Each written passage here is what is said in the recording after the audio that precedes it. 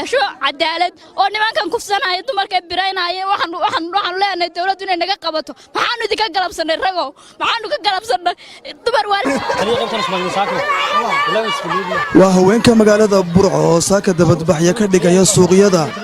iyo xaafadaha kala duwan ee magaalada Burco kuwaasi oo ka gadoodsan dil naxdin badan oo shalay galab loogu geystay duleedka koonfureed ee magaalada Burco nimco aadan oo ka mid ahayd haweenka degan xaafadda Samiriya Iimaan isla markaana haysay waalidkeed haweenkan iyo ehelada marxumadda dilka loo geystay oo saaka la hadlay warbaahinta ayaa xukuumadda Soomaaliland ugu baaqay in la horkeeno cadaaladda raggii falkani dilka geystay meydka marxumadda ayaa saaka la keenay isbitaalka dawladda ee magaalada Burco ka hadlaya gabadh miskiinada oo 8 riyaad raacday ayaa tuu ka daba tagay waa la gowracay tuugiina looma soo qaban wax la waxna loo qabtay ma jiraan waxaanu doonaynaa madaxweynaha Soomaaliland Maxamed Muuse Biixi Cabdi waxaan ku codsanaynaa inuu noo shaqeeyo inuu noo soo qabto cadawga inuu noo soo qabto cadawga inuu noo soo qabtaan rabnaa cadawga inuu noo soo qabtaan rabnaa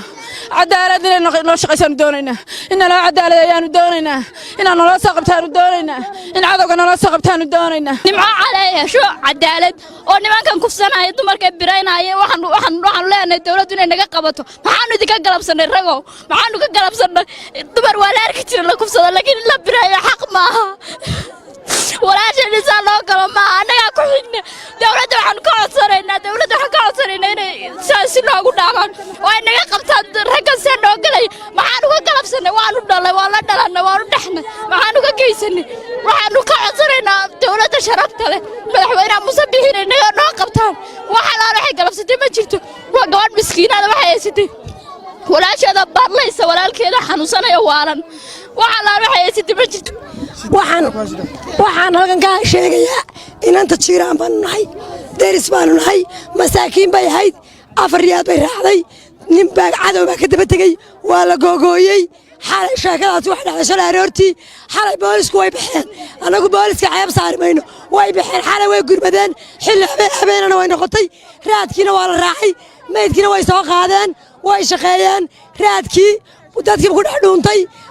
laakiin waxaanu ka cabanaynaa haddaanu nahay hooyooyinka inamadayadii baa tihiin waanu idin dhaxnay waanu idin dhalay waanu idin nuujinay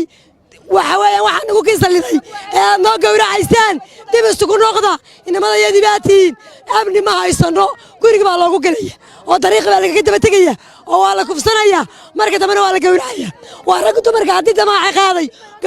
gowracayaan waa sheeko uguba waxaynu aragnayna maaha waanu ka dhiilow innaa ilaahi raajicuun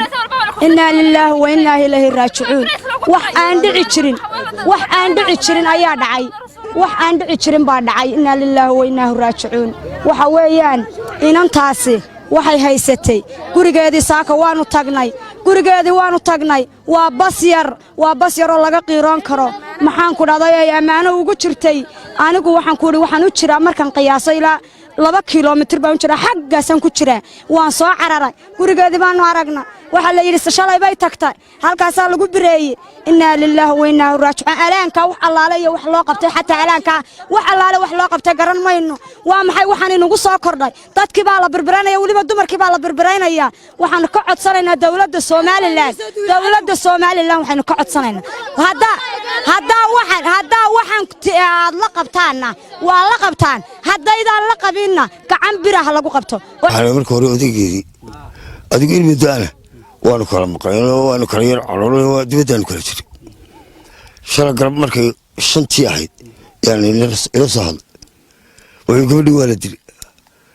hawl baan ku yeeshay waxaan u qaatay in nabarna dees ka dhaawac iyo dil yar xafadoodii ka dhacay iyana qaatay waxaan ku yiri waa idin imanaya maqribkii hadana igu soo celi war miyana dimanay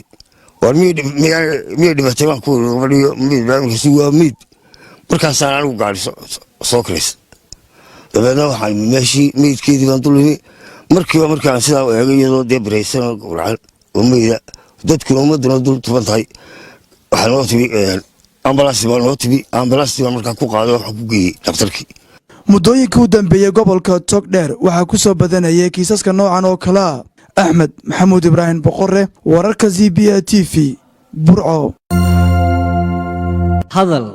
oo hadal oo ku hadal bishii oo dhan $7 oo keliya ku darso fariin kasta oo aad dirtaana waa kuu bilaash isticmaal shabakadda ugu ballaaran geyga Somaliland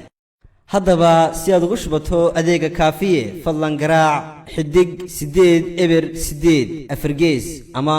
xidig 2 eber 2 afargees tayo waa Telesom